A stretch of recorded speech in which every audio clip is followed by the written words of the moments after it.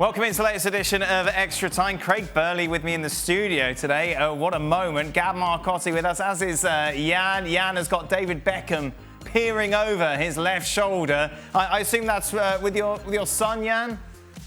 That is my son, who kind of cut his hair like David Beckham for 6 years. It was unbelievable. Did he go all mohawk and everything? He stopped there. Oh, really? That was it. Okay. Craig, Lindelof was the only defender in the Premier League that wasn't dribbled past this previous season. Even though they paid such a large fee for him, should Manchester United be looking to upgrade Maguire instead of Lindelof? He was the only defender that wasn't dribbled past. Yep, there you go. Where's Frank getting these? Who's getting these? Actually, Lindelof had a tough time at the start at United, like a lot, and has definitely improved. There's no doubt about it, he's improved. Maguire I thought he had a good season, not a great season. I don't know if they're looking for another centre-half. I think they might be, unless he thinks he's got enough with Smalling coming back and Jones and Bailly. Don't think so. So excited by this. Well, it was as soon as you said dribble past, I switched off. Gab, why are English players so overpriced and also overrated? Martial is far better than Rashford, but he is criticised far more often. Maguire and Wan-Bissaka are overpriced. Well, all right, a couple of things there. So, first of all, Rashford is a couple years younger than Martial, and I think that matters as well. Martial's a guy approaching mid-career. Rashford is still 22. But beyond that, I think in general, there's an economics game in there when you talk about English players, simply because you pay a premium when you sign them, because you know they're not moving to a different country, they're not going to have cultural differences, and you know they're going to speak the language. So I think that explains part of it, and part of it is also these players are easier to sell. Because if you bring in a guy from South America, for example, and you pay a lot of money for him and he doesn't work out, and maybe he wants to go back to South America, all of a sudden you're facing a loss. With English players, you normally find a club. In the past it was Sunderland. More recently it's been clubs like West Ham, Stoke when they were in the Premier League, where you could normally go and sell the guy on without any problems. And I think that's part of the reason why there is a premium built in there. And that's why you end up paying more. Now, in these two guys you mentioned, you can probably also factor in the Manchester United premium, which is when you're selling a club to Manchester United, because you know United are loaded with money, if they really want the player, you know you can push the price up. If Maguire or Wan-Bissaka had moved to Arsenal, I guarantee you they wouldn't have cost 70 million or 50 million or whatever it was they paid for Wan-Bissaka. Jan, who you having, Martial or Rashford? Martial is turned into a good striker after Solskjaer made him being a striker. But I think that I will go for Rashford. See? What? That's a Norwegian saying that, not an Englishman. No. Bumming up the English. Yeah, no. I mean, Martial's got 23 this year, all comps. All comps. But it was 12 the year before, and I think 11 and some. So, you know. So he's getting better. Well, it's one season, which is what I've said. Right. It's one season. He needs to do it for a long period. Listen, as a Scotsman talking about English players, yes, all players are overpriced these days. That's the market. But English players are not overrated. Rashford's a magnificent talent. Were you overpriced because you were Scottish?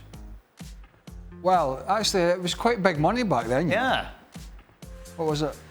How much? 2.5 million. 2.5 million. And then 3 million, which was a lot of money back then. It was. But, you know, the Raheem Sterlings of this world, the Jadon Sanchos at Dortmund, they're not overrated players. Yeah. People don't want them because they're English. People just want them because they're good. Yeah, and what was your biggest transfer fee? Packet of crisps. Must have been 1.5 Middlesbrough, I guess, at that time. And when I went to Middlesbrough, was the record signing, and 2 years later I wasn't even top 5. But I think that English young players at the moment, they are not very well. No idea what Jan's saying. I remember when we were... His internet. Yeah, and keep going. We've faded you down, keep going. I remember as a player, being in the dressing rooms and on the training ground, thinking, you know, players were going, you know, Roy Keane went to United, I think, for, I'm guessing it was 4.5 or something. And we were all talking about wages and said there'll never be £100,000 a week. We'll never see £100,000 a week footballer. We'll never see these astronomical transfer fees. We just, in the 90s, the late 90s when we were playing, early 2000s, the bubble was starting to blow up a little bit, or blow out a little bit, but not to the extremes. And all of a sudden, it was £100,000 a week was just an average wage. Yeah. It was quite incredible the way it's just grown. How aware were you of what other players were on? Oh, very. Yeah. Was that a You always had a good idea. Was that a bone of contention? Not if you felt you were getting paid adequately. Right. If you felt you were getting paid a lot less than the person you were doing the same as a better job as, then that was a problem. But as long as everybody, and certainly, look, when I was at Chelsea, I was a youngster that came through along with Sinclair and Eddie Newton, Andy Myers, Dubry, all these guys. We were never going to get the same money as Gianluca Vialli coming in as a Champions League winner. That's just not going to happen.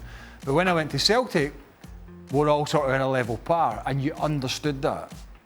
But if somebody was getting paid 3 or 4 times, you'd know about it. Right, I bet. I'd know about it. I bet you would. You'd make sure you knew. Yeah, I bet. Gab, would Inter consider winning the Europa League and second place in Serie A successful first season under Conte? I think the first season's been a success, even if they don't win the Europa League. Not just for the finish in the league, but simply because of the progress, the identity that Conte was able to form, how quickly he did it. Now, of course, he risks undermining it all with his occasional outbursts. But there's no question that the team has progressed substantially. That they've generated even more enthusiasm. I mean, the fans were always there.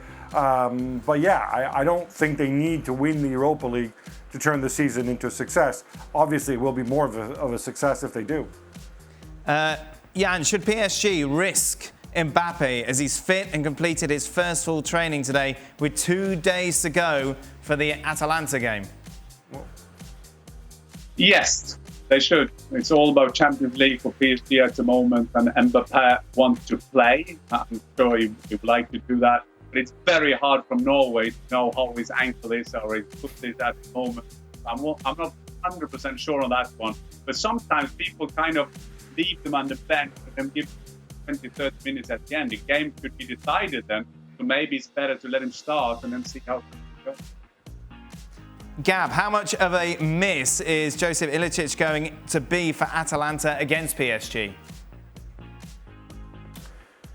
I mean, look, it's weird because he scored a ton of goals, including a ton of goals in the Champions League, but there's obviously something going on there because he's hardly played since the restart.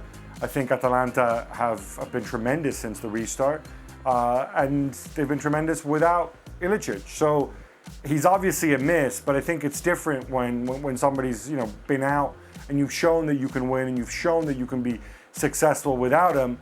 I think you just experience it differently. It's completely different to when you lose your superstar from one day to the next. So I don't think it's quite as big a deal as, for example, their goalkeeper, Golini, being out, who's maybe a lesser star, but all of a sudden you got to turn to number 2, Sportiello. Craig, can you tell us whether Jerome Boateng is mentally strong enough to come up against Messi once again and this time get the better of him after what Messi did to him the last time they met? I don't think you understand professional soccer psyche if you think that a player who's won World Cups and titles and all that is losing sleep over that again. Right. The second part of this is, will he be able to, face him or come up? I think what he'll try and do is not put himself, like every defender, you try not and put yourself in a position where you're isolated with him one-on-one, because that's difficult, clearly. So you try not and put yourself in bad positions, and that's the thing that Bayern have to be wary of. If he gets one-on-one in the penalty area or in and around the 18-yard box, that's a problem. But as for big-time soccer players worrying about whether they had a bad game 2 or 3 years ago against a player or a team, how does that affect them going into this game? I would say not at all. For Gab, Sarri had maintained that he needed 2 to 3 years for the team to learn to play his way. In light of that, do you think Juve were too quick to sack him, Or was his Juve team, which had better squad, even worse than his Chelsea team in playing style, which got him the sack? All right, well, look, I know there's kind of been an alternative history written about his Chelsea team, so I'm just going to say this once. The first half of the season, Chelsea played very, very well, and right up until November, and they played the way he wanted them to play. There's a whole raft of reasons I won't bore you with about why things didn't quite work out after that. The issue with Juve is that at least at Chelsea he had players who could play the way he wanted them to play. And for a while we saw that. At Juventus, he has completely the wrong set of players, and he didn't have the courage, I think, to really embrace his own ideas. He didn't go and impose his style of football on the team, probably because he didn't feel that he had the capital to do so, probably because he felt, I can't force Cristiano Ronaldo to go and do the things that I want from a winger, not 35-year-old Cristiano Ronaldo. So he came up with this neither fish nor fowl weirdo hybrid where, as I've said before, the team had all the weaknesses of a Sarri team and all the weaknesses of an Allegri team. He didn't commit fully one way or the other, and so it was never a question of seeing his ideas. And I'll tell you what, he could have been there 2 years or 3 years. There was no forward progress. Cristiano Ronaldo would still have been there next year and the year after that, and he would still have these issues. This was never going to be a Sarri team as long as Cristiano was in it. Jan has got problems with his Skype, so we can't hear him, so it's a mere thumbs up or thumbs down here, Jan. Any chance for Dortmund to win the Bundesliga next season with Sancho and Haaland? No, But I think that thumbs up or down, Jan? We can't hear you. Oh, double thumbs up, no less. Look at that. Apparently, this is the way we're going to do every clip now, Jan. You're going to come on from Norway, but you're not going to be allowed to speak. All right.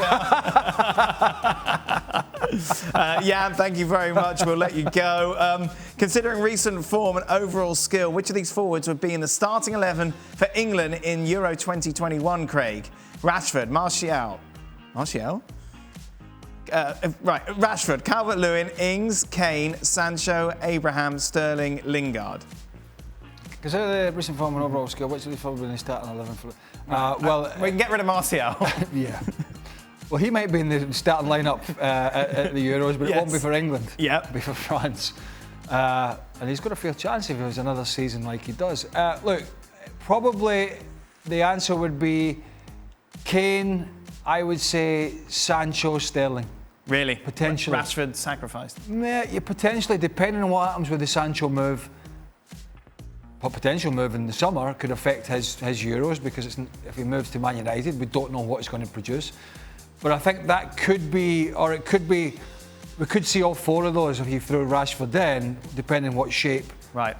Sterling could play a more central role behind Harry Kane, which he has, he's played a central role at Man City at times. Gareth Southgate doesn't have to worry about that. No. Right. The other end, however, is an issue. The other end. Yeah. Well, thank you very much for watching ESPN on YouTube. For more sports highlights and analysis, be sure to download the ESPN app. And for live streaming, premium content, and let's not forget as well, ESPN FC 7 days a week. Subscribe to ESPN Plus.